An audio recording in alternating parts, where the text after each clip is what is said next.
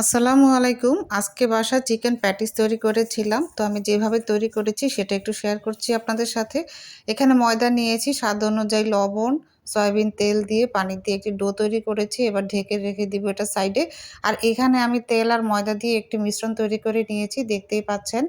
এবার আমি চুলার উপরে কড়াই বসিয়ে দিলাম, তেল দিলাম। তেলটা গরম হলে এর মধ্যে পেঁয়াজ কুচি, চিকেনের কিমা দিয়ে দিলাম, লবণ দিলাম, হলুদ দিলাম সামান্য, মরিচের গুঁড়ি দিয়ে দিলাম, জিরার গুঁড়ি, ধনিয়ার গুঁড়ি, গোলমরিচের গুঁড়ি, আদা রসুনের পেস্ট দিয়ে আমি ভালো করে এটাকে কষিয়ে নেব। আমি কিন্তু একটুখানি পানি দিয়ে কষিয়ে নিয়েছি। তারপর শেষ অবস্থায় আমি দিয়ে দিচ্ছি টমেটো সস এবং সয়া সস দিয়ে আমি ভালোভাবে নেড়ে চেড়ে মিশিয়ে পুরোপুরি শুকিয়ে গেলে আমি এই কিমাটাকে তুলে রাখবো।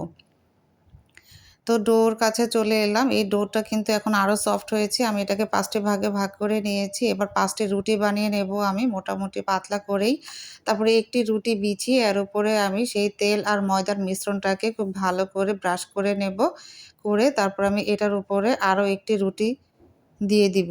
এভাবে প্রত্যেকটা রুটিকে আমি সেট করে নেব, অর্থাৎ ৫ টা রুটি আমি একসাথে করে তারপরে আবারও বেলে নিব।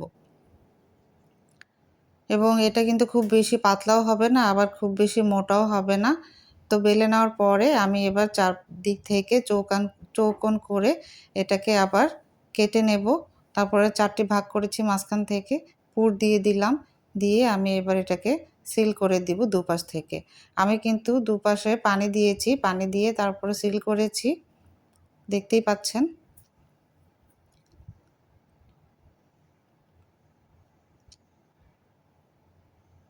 তারপরে আমি এটাকে ডুবো তেলে ভেজে নেব। তেলটা কিন্তু খুব বেশি গরম হওয়া যাবে না, আর একটু সময় নিয়ে এটাকে ভাজতে হবে, যেহেতু লেয়ার আছে তাই সিদ্ধ হতে হবে। অনেক সুন্দর হয়েছে কালারটা। আল্লাহ হাফেজ।